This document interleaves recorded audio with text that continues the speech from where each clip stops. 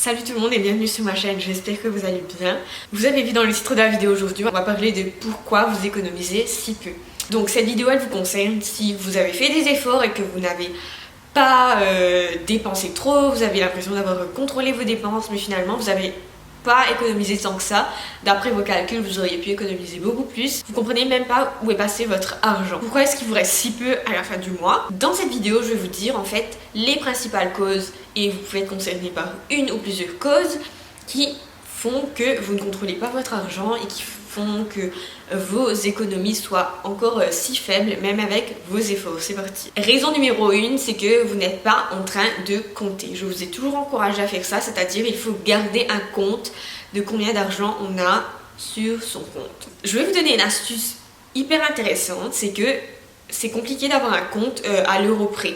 Même si je vous conseille vivement d'avoir un compte à l'euro près, de savoir combien il vous reste sur votre compte à l'euro près. Imaginez que vous savez à 100 € près combien il vous reste. C'est pas très précis, mais bon voilà, on va s'en tenir à ça. Et il faut se dire que dans une tranche de 100 €, vous avez 3 choses à acheter à environ 30 € chacun.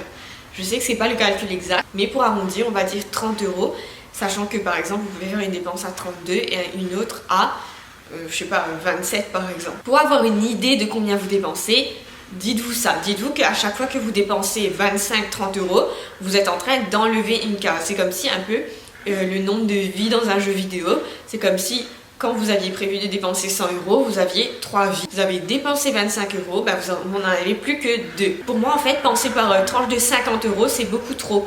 Si vous commencez à penser par tranche de 50 €, c'est pas très précis.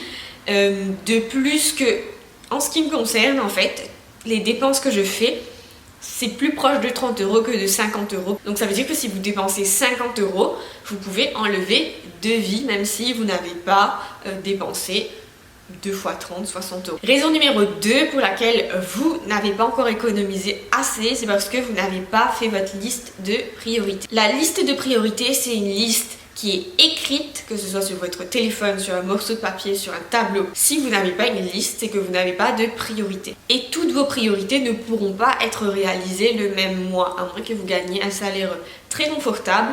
Moi, je réalise en tout cas que toutes mes priorités ne peuvent pas être le même mois, c'est-à-dire que j'ai une liste de choses à acheter.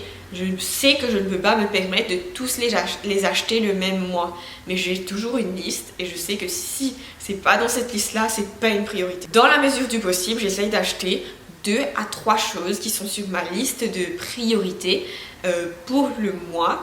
Et après, si j'ai pas réussi à acheter le mois en cours, j'achète le mois suivant. Bien sûr, plus un objet sera cher et moins vous aurez de priorité, c'est-à-dire que si j'ai une priorité, je sais pas, 150 €, je sais que le mois où j'aurai acheté ce truc à 150 €, je ne vais pas acheter autre chose sur ma liste de priorités. Troisième raison pour laquelle vous n'économisez pas encore assez, c'est parce que vous prévoyez trop large.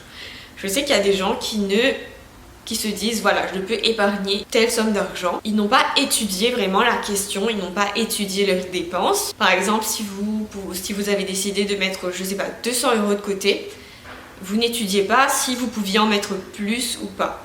L'idéal, bien sûr, c'est de mettre le maximum possible de côté tout en se laissant une petite marge de manœuvre. Les gens sont comme ça en fait, les gens sont naturellement enclins à dépenser l'entièreté de la somme qu'ils ont sur leur compte courant. Et c'est en ça que c'est pas bien, c'est en ça que vous avez des soucis pour économiser, c'est parce que vous avez l'impression que qu'il y ait 200 € sur votre compte courant ou qu'il y en ait 1500, vous vous sentez pas obligé, mais c'est trop facile en fait de trouver des dépenses qui vont rentrer dans la somme que vous avez dans les comptes courants.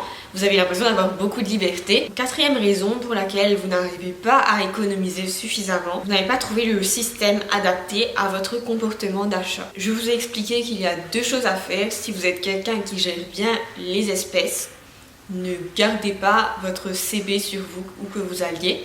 Et à l'inverse, si vous êtes quelqu'un qui gère mieux sur carte bleue, vous n'allez pas avoir d'espèces sur vous. Moi, je suis plutôt la deuxième. Et comment vous savez ça? Vous savez ça parce que c'est celui pour lequel vous avez le compte, la quantité d'argent en temps réel sur votre compte le mieux en tête.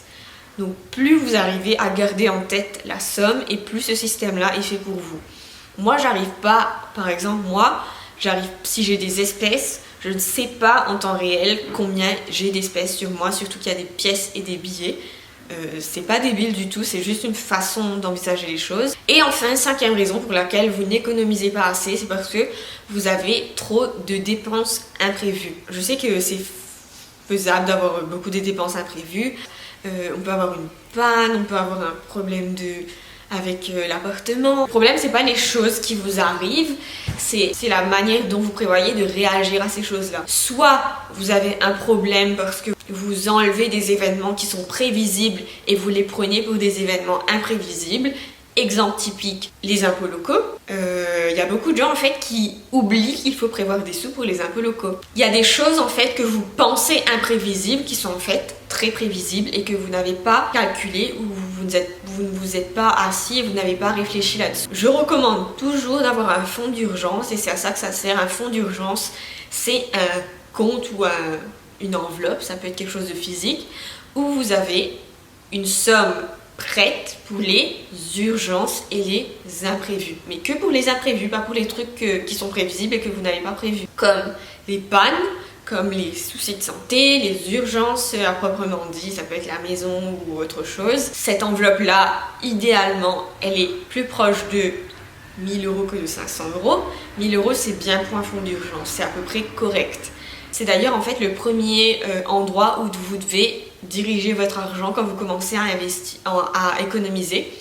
Vous devez économiser 1000 € pour votre fonds d'urgence et après tout ce qui va au-dessus des 1000 €, vous pouvez le mettre dans vos économies à proprement parler. Voilà, cette vidéo est finie. J'espère avoir résolu une petite partie de vos problèmes au minimum. J'espère que ça vous a apporté des infos utiles. Dites-moi si ça vous a intéressé, si vous avez appris des choses utiles et à votre tour, n'hésitez pas à donner des infos utiles dans les commentaires aux gens qui vont lire. Je vous retrouve très vite la semaine prochaine, le vendredi, pour la vidéo hebdomadaire. En attendant, prenez soin de vous et à la prochaine!